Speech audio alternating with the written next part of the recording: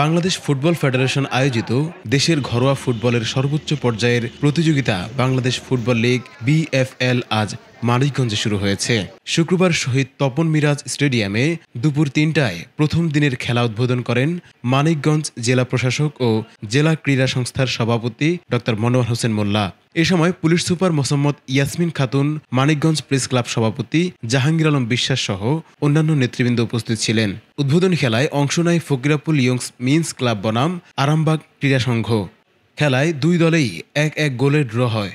২৬শে সেপ্টেম্বর থেকে আগামী বছরের ৩রা জানুয়ারি পর্যন্ত অনুষ্ঠিত হবে প্রথম পর্বের ৪৫টি খেলা। ২৫ উপলক্ষে মানিকগঞ্জে যে খেলাটি আজকে অনুষ্ঠিত হচ্ছে, এই খেলা উপলক্ষে আমরা ৩ স্তরের নিরাপত্তা গ্রহণ করেছি।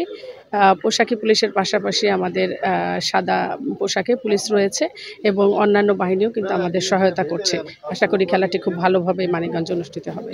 মানিকগঞ্জ জেলায় এই প্রথম বাংলাদেশ ফুটবল লীগের খেলাসমূহ অনুষ্ঠিত হতে যাচ্ছে। আজকে আমাদের আরামবাগ ক্রীড়া সংঘ এবং ইয়ং মেন্স ফকিরপুল ক্লাবের মধ্যকার খেলা দিয়ে বাংলাদেশ ফুটবল লীগ 2025-26 সেশনের যাত্রা শুরু হবে। আমাদের নিরাপত্তা ব্যবস্থার জন্য আমরা 3 স্তরের নিরাপত্তা নিশ্চিত করেছি। পাশাপাশি আমাদের মাঠের বেশ কিছু কাজ আমরা জেলা প্রশাসন থেকে করে দিয়েছি। পাশাপাশি আমাদের এইখানে যে 2টি প্রতিষ্ঠানের 2টি ক্লাবের হোম ভেন্যু আছে, ওনারাও কিছু সাজসজ্জার কাজ করেছেন। আমরা সকালে মাঠের কন্ডিশন পরিদর্শন করেছি। আমরা দেখেছি মাঠের কন্ডিশন খুবই ভালো।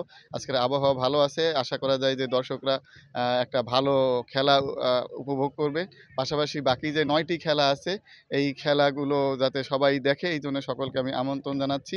আমরা চাই যে সবাই মাঠমুখী হোক, আমাদের যুব সমাজ যাতে সুস্বাস্থ্যের অধিকারী হয়, শরীর এবং মন যাতে তাদের ভালো থাকে, তাদের মনোযোগ যাতে কল্যাণমুখী কাজে থাকে, এই আহ্বান আমরা জানাই। এই জন্য